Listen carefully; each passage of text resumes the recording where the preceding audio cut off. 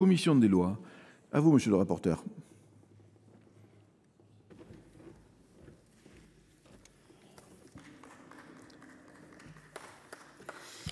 Monsieur le Président, Madame la Ministre, mes chers collègues, il y a un an, le 23 juin 2024, à l'occasion de la journée olympique, le relais de la flamme passait à l'Aiguille du Midi, 100 ans jour après la première organisation des Jeux olympiques d'hiver de 1924. Ce week-end, la vasque des Jeux de Paris 2024 s'est de nouveau élevée dans le ciel de Paris, rappelant à chacun la très grande réussite de l'organisation de cet événement planétaire. L'aventure olympique française est pourtant loin d'être terminée, puisque nous accueillerons en 2030, après Chamonix de 1924, Grenoble 1968, Albertville 1992, les Jeux olympiques d'hiver dans les Alpes françaises. Le compte à rebours est donc lancé pour le retour de l'olympisme en France. Je devrais d'ailleurs plutôt dire sur nos territoires, puisque pour la première fois, les épreuves hivernales n'auront pas lieu sur une ville ou attachées à une ville, mais sur deux régions hautes, la région Auvergne-Rhône-Alpes et la région Provence-Alpes-Côte d'Azur, et plus particulièrement dans 4 départements alpins: la Savoie, la Haute-Savoie, les Alpes-Maritimes et bien sûr les Hautes-Alpes. Laissez-moi vous dire que sur le terrain, la mobilisation est déjà palpable, notamment dans les milieux socio-économiques, un peu moins de 5 ans avant l'événement.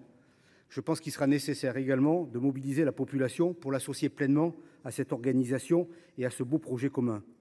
Ces habitants de ces Alpes, de ces collectivités territoires hautes, sont déjà engagés, investis et mobilisés pour la réussite de l'événement. Son organisation constitue néanmoins un défi d'ampleur, car comme vous le savez, les Jeux ont été attribués aux Alpes françaises que tardivement. Si je ne doute pas que l'ensemble des acteurs de l'État, les acteurs locaux, les acteurs associatifs et sportifs impliqués sauront être à la hauteur, nous devons mettre sans tarder l'ouvrage sur le métier et notamment caler, d'un point de vue législatif, le projet des Jeux olympiques de 2030. La première étape est donc l'examen du texte qui nous réunit cet après-midi. Il procède aux adaptations nécessaires à la bonne organisation des épreuves olympiques dans les Alpes françaises. Il rappellera sans nul doute des souvenirs à certains, notamment à Mme la présidente Jourda, qui avait rapporté en 2018 son premier texte. Et ce texte, c'était effectivement celui des JO pour 2024. Nous étions donc en terrain connu, car nombre des dispositions que la commission des lois a examinées avaient en réalité déjà été approuvées par le Parlement. La grande réussite de Paris 2024 a définitivement apporté la confirmation, s'il en fallait une, de la pertinence de ces adaptations de notre cadre légal. J'en viens maintenant à la préparation du projet de loi qui nous réunit cet après-midi. Ces 6 titres visent notamment à mettre en œuvre le contrat hôte, à définir un régime dérogatoire au droit commun pour respecter les calendriers de construction, de rénovation des ouvrages olympiques et paralympiques, ainsi qu'à garantir l'éthique et l'exemplarité des Jeux. Il comprend par ailleurs plusieurs dispositifs inédits, en particulier s'agissant de la sécurisation des grands événements. Dans le détail, 3 catégories de dispositions peuvent donc être présentées et distinguées. Des adaptations spécifiques aux Jeux, temporaires, et qui ont majoritairement déjà été votées pour Paris 2024. Il s'agit du plus gros contingent d'articles. L'expérience ayant démontré leur utilité, ces adaptations ont été largement approuvées par la Commission. L'examen de l'alias de séance me laisse penser qu'il pourra en être de même aujourd'hui, et je m'en réjouis par avance. La deuxième catégorie rassemble des dispositions pérennisant ou prolongeant certains dispositifs relatifs à la sécurité des JO institués lors des Jeux de Paris. On en dénombre 5, les plus importants étant la pérennisation des enquêtes administratives de sécurité pour les personnels intérimaires des sociétés de transport, ainsi que la reconduction jusqu'à la fin 2027 de l'expérimentation de la vidéoprotection algorithmique pour la sécurisation des grands événements sportifs, mais aussi les grands événements tout court. La troisième catégorie comprend enfin des dispositions nouvelles relatives à la sécurisation des grands événements, au-delà des seuls Jeux olympiques de 2030. Il en va ainsi de la possibilité pour des agents de sécurité privés de procéder à l'inspection visuelle des véhicules souhaitant se rendre sur les lieux d'un grand événement, ainsi que la création de nouveaux régimes d'interdiction de décoller ou de paraître en marge des dits événements. Compte tenu de la diversité des dispositions du texte, l'examen au fond d'environ la moitié de ces dispositions a été délégué à 4 autres commissions. Si je les laisserai présenter les articles relevant de leurs compétences, il me semble néanmoins important de signaler que nous avons travaillé de concert et de manière tout à fait fructueuse avec les rapporteurs Martine Berthet, Damien Michalet, Pascal Gruny, Patricia Demas et Claude Kern. J'espère que la qualité de cette collaboration augurera d'autres réussites dans le cadre de l'organisation des JO. J'en viens maintenant au détail des articles qui relèvent de la compétence de la commission des lois. Pour ne pas rallonger les débats, je vous propose de me concentrer sur les dispositifs que nous avons amendés. Le renouvellement d'adaptation déjà décidé en 2024 avait déjà été approuvé sans difficulté par notre commission et n'appelle donc de ma part aucune observation sur le fond ni sur la forme. Commençons donc par le titre premier. Nos débats ont principalement concerné le fameux article 5, Madame la Ministre, qui autorise les 2 régions hôtes à contribuer à la garantie accordée au CIO pour un éventuel déficit du COJOP à hauteur d'1/4 du solde déficitaire et dans la limite d'un pourcentage de leurs recettes de fonctionnement. Vous m'accorderez que rien que la présentation de ce que je viens de vous dire est assez complexe et la projection est assez difficile à caractériser.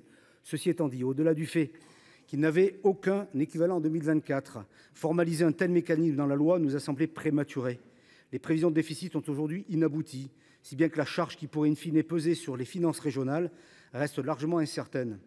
Les 2 présidents de région hôtes nous ont confié avoir quelques interrogations au moment où nous les avons auditionnés sur ce point. Ne mettons donc pas la charrue avant les bœufs et faisons en sorte que le Sénat soit à la hauteur de son exigence, protéger nos collectivités locales d'abord, en ayant le souci également de l'intérêt général supérieur et des comptes de la nation. Certes, l'article 5 ne crée qu'une faculté pour les régions et non une obligation.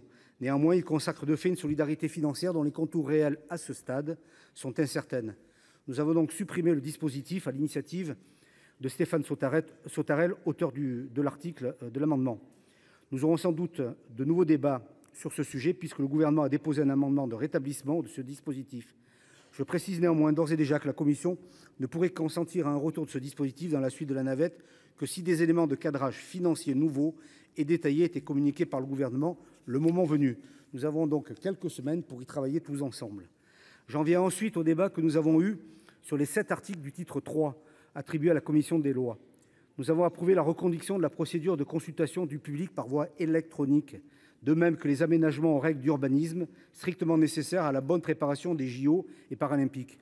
Sur ce point, nous avons considéré que ces dérogations devaient également s'appliquer aux aménagements connexes, mais néanmoins indispensables au déroulement des Jeux, notamment afin de permettre la prise de possession anticipée des terrains correspondants. Il serait assez singulier d'avoir des JO livrés sur le cœur du projet et d'avoir des difficultés pour des questions de procédure ou d'empêchement d'équipements connexes nécessaires à l'accès à ces équipements ainsi réalisés. Si nous avons également reconduit à l'article 22 le dispositif de réservation de voies routières au profit de véhicules nécessaires au bon déroulement des Jeux, nous avons néanmoins jugé utile d'intégrer les véhicules sanitaires à la liste de ceux autorisés à les emprunter. J'en viens au titre 5 qui relève intégralement de la compétence de la Commission. Contrairement aux autres, cet article 5 propose des mesures pérennes qui concernent les grands événements en général et pas uniquement les Jeux Olympiques de 2030. Notre commission a approuvé ces dispositifs qui viendront indéniablement élargir la palette d'outils à la disposition de l'autorité administrative pour sécuriser ces grands événements particulièrement exposés à la menace terroriste et à la menace terroriste de tous ordres, ainsi qu'à des attaques de personnes éventuellement isolées. Nous avons ainsi adopté l'article 31 autorisant les agents de sécurité privés à procéder avec le consentement de leurs propriétaires à l'inspection visuelle de véhicules se rendant sur un grand événement. Celui-ci fait écho à une recommandation que Jacqueline Eustache-Brinio a effectuée il y a 3 semaines concernant les polices municipales. Je note par ailleurs qu'elle a déposé un amendement élargissant cette prérogative à tous les lieux dont les agents de sécurité privés ont la garde et auquel je suis tout à fait favorable. L'article 33 permet la réalisation également d'une enquête administrative de sécurité à l'égard de certains personnels intérimaires employés par les sociétés de transport, pérennisant ainsi un dispositif mis en place à titre temporaire dans le cadre des Jeux Olympiques de Paris. La mesure contient une évolution bienvenue. L'enquête serait réalisée non plus à la demande de l'entreprise d'intérim, mais bien de l'entreprise de transport. Pour rendre le dispositif pleinement opérationnel, je présenterai sur ce sujet un amendement visant à clarifier que c'est également bien l'entreprise de transport qui sera informée des résultats de la dite enquête. L'article 34 crée un nouveau régime d'interdiction de paraître, Madame la Ministre y a fait allusion, dans les lieux où se déroule un grand événement. Il est finalement moins gouvernemental que sénatorial, puisque nous avions déjà adopté ce dispositif à l'initiative de Marc-Philippe Daubresse lors de l'examen en 2024 de la PPL, instituant des mesures judiciaires de sûreté applicables aux condamnés terroristes. Tel que modifié par notre commission, il répond à un besoin opérationnel avéré et est suffisamment adapté et proportionné. Enfin, l'article 35, dont nous avons déjà fait état, reconduit jusqu'au 31 décembre 2027 l'expérimentation de la vidéoprotection algorithmique qui a pris fin le 31 mars 2025. Notre commission approuve pleinement cette mesure. Toutefois, le choix de reconduire le dispositif à l'identique interroge. En effet, comme l'ont montré les travaux de la commission des lois consacrés à cette question, la première expérimentation, bien que prometteuse, n'avait pas totalement donné satisfaction. En commission, nous avons donc fait le choix de retranscrire une partie des propositions qui avaient été formulées lors de cette mission sénatoriale. Celles-ci permettront de favoriser la mise en œuvre de l'expérimentation par les communes, tout en consacrant l'indépendance du comité d'évaluation.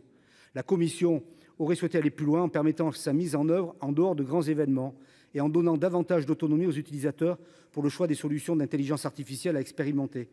En raison des contraintes de la recevabilité financière, nous ne pouvons pas porter ces évolutions sans un soutien, Madame la Ministre, que je pense pouvoir obtenir du gouvernement. Je ne peux donc que vous inviter à soutenir l'amendement de la commission déposé en ce sens, afin que nous puissions tirer pleinement parti de la nouvelle expérimentation et ainsi bénéficier de dispositifs le plus performant possible pour les Jeux, et préparer également la lecture à l'Assemblée nationale et peut-être la navette sur d'autres sujets, notamment l'article 5. Ainsi, de votre part, serait bienvenue. Mes chers collègues, ce texte sera donc la première pierre de l'organisation des Jeux Olympiques dans les Alpes françaises. Je me réjouis évidemment de la perspective de cet événement pour que nous, Français, et à travers notre engagement ici sur cet aménagement et ce projet dans les Alpes du Sud et dans les Alpes françaises, nous puissions avoir également de nouveau la joie et l'entraînement que les JO de Paris nous ont procuré.